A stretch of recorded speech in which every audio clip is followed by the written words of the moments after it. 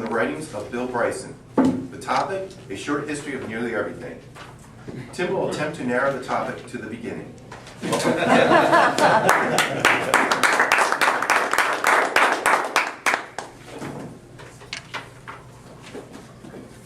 A short history of nearly everything. I received this as a Christmas gift a few years ago. Probably wouldn't have picked this book up off the shelf at the bookstore. And I thought, wow, that's a pretty broad topic. History of nearly everything. It has an asterisk, but I don't know if you... And for months, I could not figure out what the asterisk meant. I knew it had some significance. I looked for the footnote. I could not find the asterisk footnote anywhere in the writing. Until I realized the asterisk is next to the earth. So to give you a little insight here on what the book is truly about, it is really about all the discoveries that we have undergone in the history of the earth to understand our world better. It is a history of science. And to start out with the book, I think anytime you pick up a new book and you want to really see if this book applies to you, you should really read the introduction or the first few pages of the book. If it doesn't capture you immediately, you're probably not going to enjoy the rest of the book. And here's Bill's introduction. Welcome and congratulations. I'm glad that you can make it. Getting here wasn't easy. I know, and in fact, I suspect it was a little tougher than you realize. To begin with, for you to be here, now trillions of drifting atoms had to somehow assimilate themselves into an intricate and intriguing, obliging manner to create you. It's an arrangement so specialized in particular that has never been tried before and will only exist this once. For the next many years, we hope, these tiny particles will uncomplainingly engage in all the billions of deft, cooperative efforts necessary to keep you intact and let you experience the supremely agreeable but generally underappreciated state known as existence. I'll pass this around for you guys to take a look at it. So, when you look at this undaunting task of starting out to talk about all the sciences that we have discovered in our creation, in our existence, where do you start with this? Well, you start in the beginning.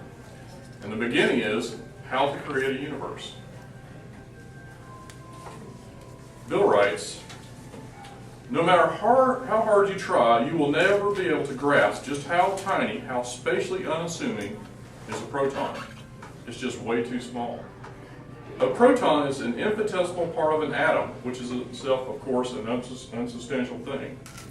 Protons are so small that a little dip of ink, like the dot on an I, can hold something in the region of 500 billion protons, rather more than the number of seconds contained in 500,000 years.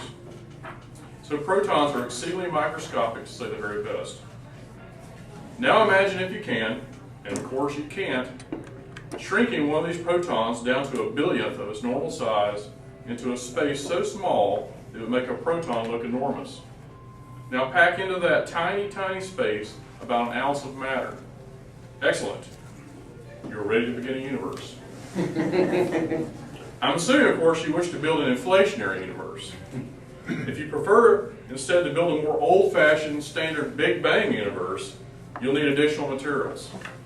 In fact, you'll need to gather up everything that there is, every last mote particle of matter between here and the edge of creation, and squeeze it to a spot so infinitesimally compact, there's no dimensions to it at all.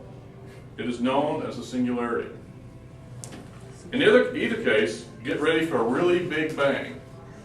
Naturally, you'll wish to retire to a safe place to observe the spectacle. Unfortunately, there's nowhere to retire because outside the singularity, there is nowhere. When the universe begins to expand, it won't be spreading out to fill a larger emptiness. The only space that exists is the space that it creates as it goes. It is natural but wrong to visualize the singularity as kind of a pregnant dot hanging in the dark, boundless world. But there is no space, no darkness. The singularity has no around it. There's no space for it to occupy, no place for it to be. We can't even ask how long it has been there, whether it's just popped into being, like a good idea, or whether it's been there forever, quietly awaiting the right moment. Time doesn't exist. There's no past for it to emerge from. And so, from nothing, our universe begins. In a single blinding pulse, a moment of glory much too swift and expansive for any form of words. The singularity assumes heavenly dimensions, space beyond conception, and first lively second, a second that many cosmologists would devote to career to shaving into ever finer wafers, is produced gravity and other forces that govern physics. So you see, he begins the discussion of all the natural sciences.